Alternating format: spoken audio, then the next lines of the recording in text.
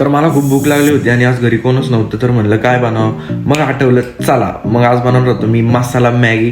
त्यासाठी घेतली मग मॅगी आणि कांदा टमॅटो घेतला.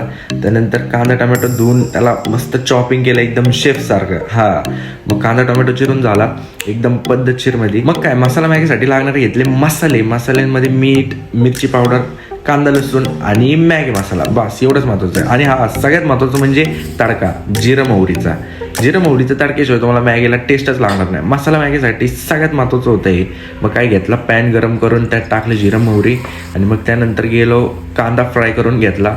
त्यानंतर टोमॅटो टाकल्यानंतर त्याला जरा शॅलो फ्राय केलं. त्यानंतर टाकली मिरची पावडर, मग टाकला कांदा लसूण मसाला आणि थोडंसं फ्राय करून दिलं त्याला थोड्या वेळासाठी. आणि जरा फ्राय करून झाल्यानंतर मग त्यात मॅगी मसाला टाकला. त्यानंतर मग टाकलं चवीनुसार मीठ. तुम्ही पण तुमच्या अंदाजाने तुम्हाला किती लागतं कसं लागतं त्यानुसार मीठ टाकायचं आपलं. मीठ टाकून झाल्यानंतर तुम्ही टाकू शकता पाणी थोडंसंच टाकायचं. जरा त्याला मिक्स करून घ्या. मिक्स करून झाल्यानंतर जरासं त्याला तुमच्या हिशोबाने सुपी बनवायचे का कसं बनवायचं त्या हिशोबाने पाणी टाका. आणि मग त्यानंतर जराशी बॉइलिंग पॉईंटला येऊन द्या. मग आपलं मॅगी घ्यायची, तिला कुस्करायची कर कर कर कर आणि मग त्यानंतर टाकायची बॉइलिंगमध्ये.